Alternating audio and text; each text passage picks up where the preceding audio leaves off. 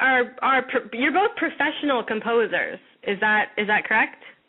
Yes, for the most part.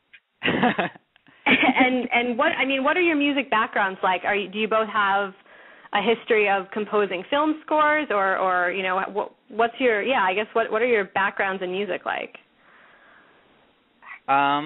Well, for myself, I've always basically been in music from the time I was really little. My parents have plenty of embarrassing stories of me dancing around the room as a toddler, like listening to John Lennon and so on and so forth. So I kind of started playing cello after that and pretty much started improvising right off the bat and just like making stuff up. And then I did some writing of pop songs, and in high school I started actually doing more classical composition, which then that led into my college career basically being composition. And I didn't really get into doing actual film scoring until I went to the NYU film scoring program. And then since then, I've basically been doing film projects here and there, some short films and a couple of off-Broadway shows and a couple of documentaries and stuff like that. Wow. So, yeah. And that's Matt talking right now, right? That's Ed talking now. That's Ed talking. Okay, well, what about Matt? I got into music a little later than that. I started playing trombone in middle school. And then towards the end of middle school, age 13, I started doing a little composing on the side. And then towards the end of high school, I did a score for my high school's production of The Hobbit. And then that just sort of spawned my interest in film scoring.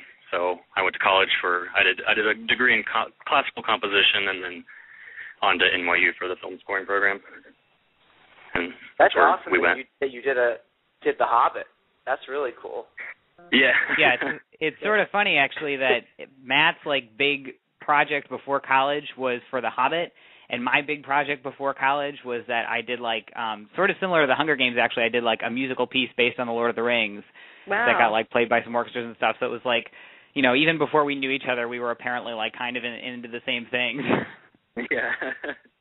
And so what sort of led you guys to, I guess, read The Hunger Games and then be inspired to write a mock score for it?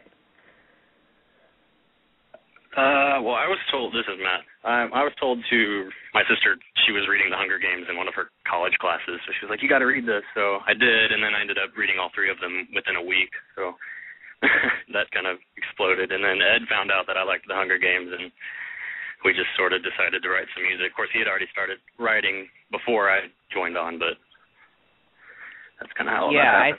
I think only a week. I think that you're a little bit of a slow reader. I mean, most of us finished it in 2 or 3 days. Come on. Granted, we were. I at least had some other stuff that I was trying to do at the same time. So my pretty much my only times to read were on the subway. Yeah.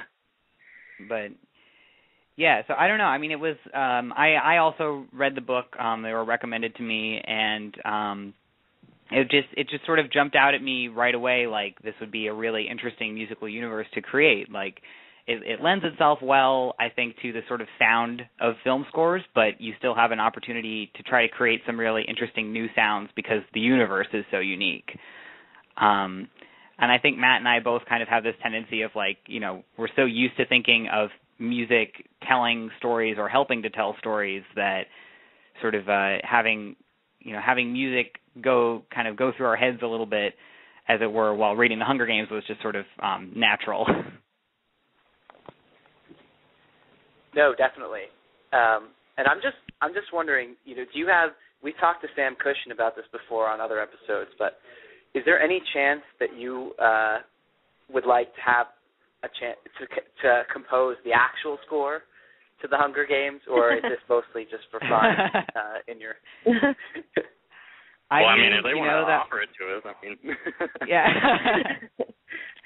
I mean, sure. It's I definitely wouldn't say no. I think wherever that ends up going, it's going to be a very interesting opportunity for whoever gets it, and it would be a great opportunity to really delve into the music and putting the music with picture. I think it would be fascinating.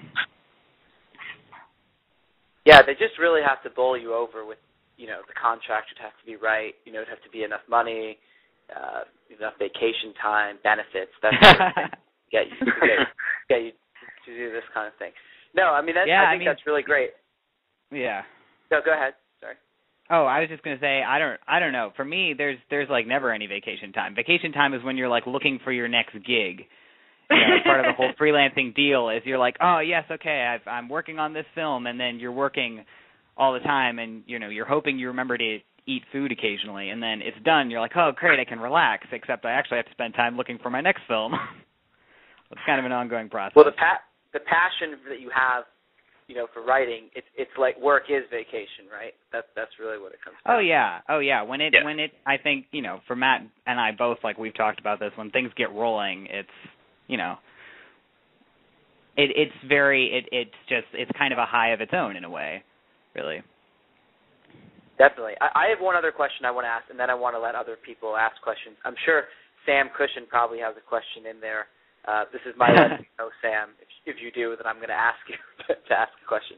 But I'm wondering, do the two of you ever have personality clashes? Are you ever kind of, like, no, I was going for a minor third there. Why did you have to put in a perfect fifth or something like that? Or do you work along really well together? I don't know, I'd Matt. say it was a pretty natural collaboration, in my opinion. I mean, it might have a different theory, but it seemed like we jived pretty well. Yeah, I think so. Similar, I think. Yeah, I mean, there was a little bit of going back and forth on, like, trying to agree on what the universe would sound like, but for the most part, it was the sort of like, Matt was like, oh yeah, I'm writing this theme with English horn, and I would be like, really? Because I was thinking of using English horn. So it much more happened of like, we would kind of be on the same page without really realizing it, which was really cool, as far as collaborations go. Well, I think anyone who writes for English horn is really cool, because I have to admit that I actually play the English horn and the oboe. Oh, awesome. Sadly, so I think really the English cool. horn stuff didn't actually make it into the final score. No, but it got replaced. But it got replaced by a bass recorder. But it was it was still cool. Yeah, that's. I guess we can live with that. As long as you have a good amount of oboe in there, I'll be okay. And yes, Matt does write for the oboe for sure. Okay, great. Thanks, Matt. And for the listeners out there, just so you know, this is Matt and Ed. I want you to quote what they're saying right now, because if we do have a Simon and Garfunkel type situation, and these two don't talk to each other or don't appear on stage for 30 years, you can go back to this moment and say, this was their golden age. I'm just kidding.